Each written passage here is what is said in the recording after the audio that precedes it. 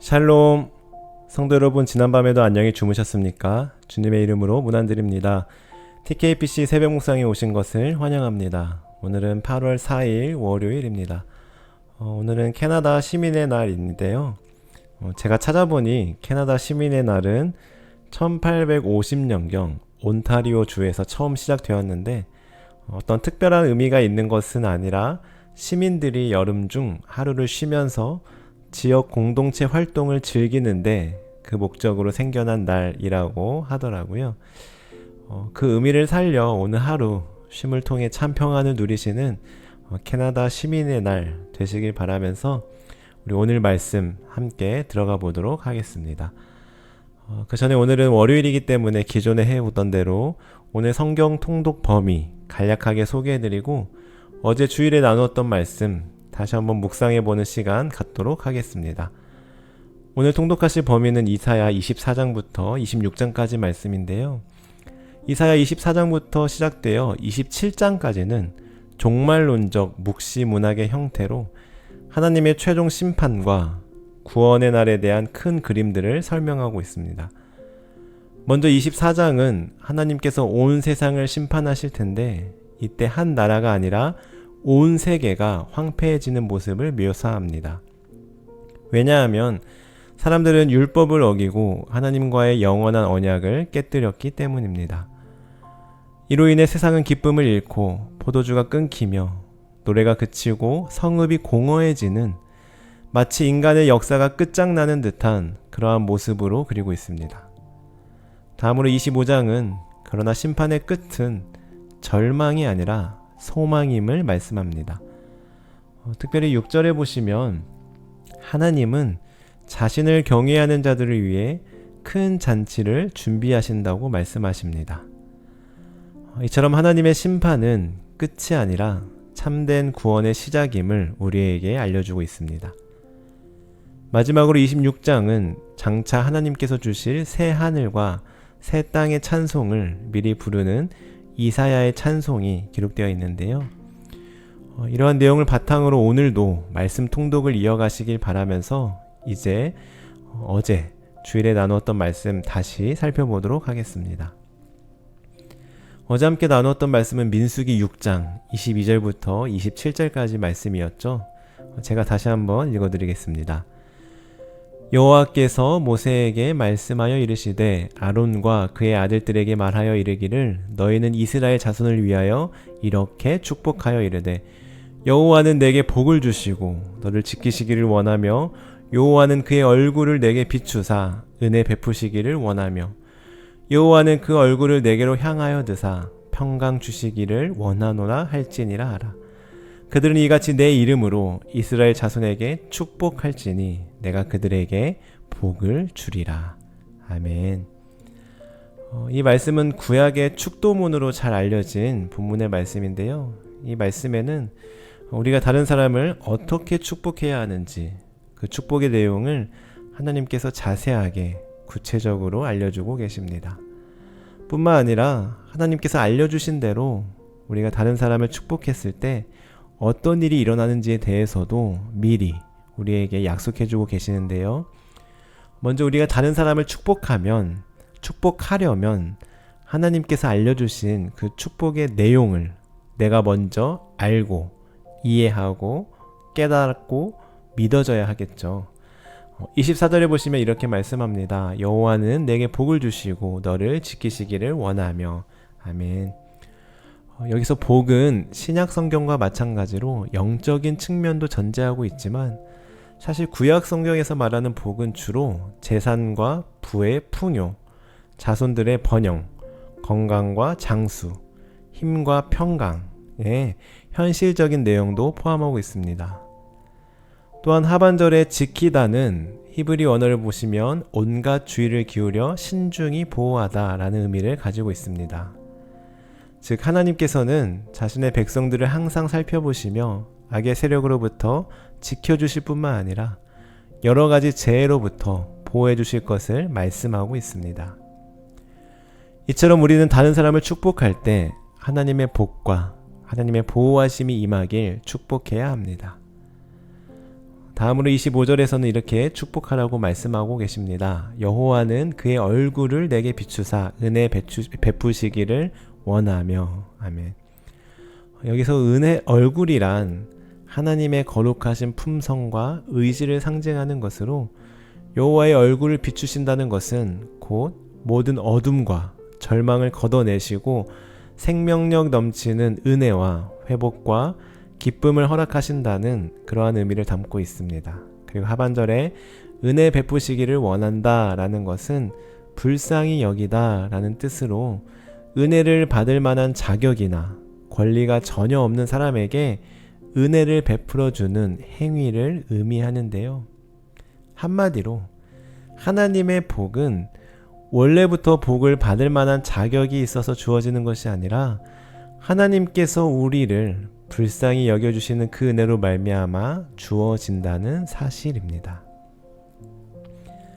마지막으로 세 번째로 이렇게 축복하라고 알려주시는데요. 26절을 다시 보시면 여호와는 그 얼굴을 내게로 향하여 드사 평강 주시기를 원하노라 라고 말씀하는데, 여기서 얼굴을 향하여 드사 라는 것은 하나님께서 기쁜 마음으로 매우 독특한 관심을 가지고 자기 백성들을 열정적으로 바라보시고 주목하다라는 뜻입니다. 그리고 평강을 주신다라는 것은 하나님으로 말미암아 참 기쁨과 평안과 평화가 임하게 될 것임을 의미합니다. 이렇게 해서 우리는 다른 사람을 축복할 때 뭐라고 축복해야 하는지 그 축복의 뜻과 내용과 의미를 함께 살펴보았는데요. 정리하면 우리는 다른 사람을 축복할 때 하나님께서 주시는 세상의 복과 보호하심, 그리고 하나님의 긍휼과 은혜, 마지막으로 하나님으로 말미암는 참 기쁨과 평안이 임하기를 축복해야 하는 것인데요. 그렇다면 우리는 이 축복문을 가지고 누구를 축복해야 할까요? 또한 우리가 이대로 축복했을 때 어떤 일이 일어날까요? 우리 27절의 말씀을 세 번역으로 살펴보겠습니다. 그들이 나의 이름으로 이스라엘 자손에게 이렇게 축복하면 내가 친히 이스라엘 자손에게 복을 주겠다. 아멘.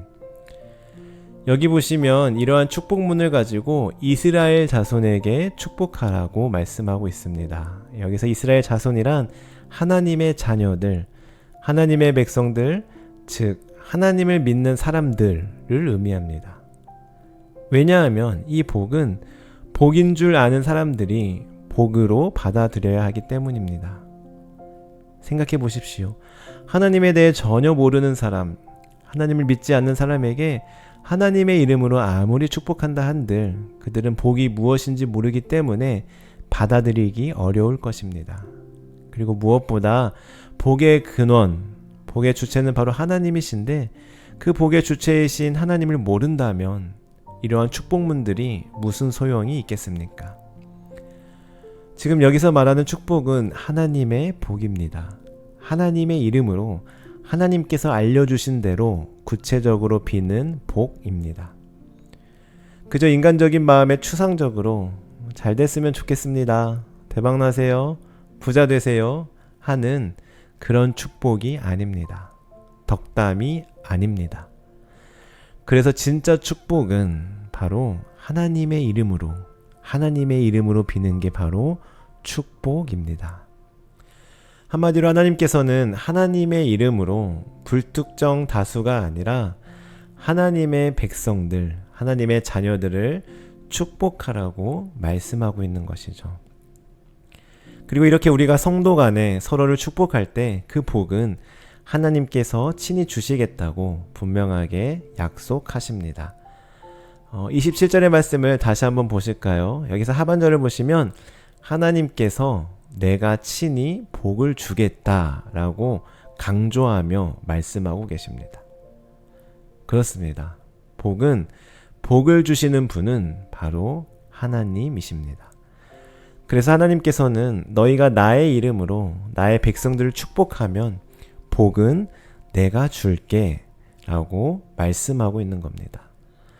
이것을 좀 더 직설적으로 표현하면 너는 축복하기만 해, 복은 내가 줄게 라고 말씀하고 있는 것이죠. 그러나 안타깝게도 많은 사람들이 다른 사람 축복하기를 꺼려합니다. 이것은 다른 사람 잘 되는 것이 배 아파서인 경우도 간혹 있지만 그보다는 이 축복에 대해 우리가 먼저 자신이 없기 때문입니다. 즉, 내가 축복하면 내가 책임져야 한다는 잘못된 부담감을 가지고 있습니다. 다시 말해, 축복을 내가 하고 복도 내가 주려고 합니다.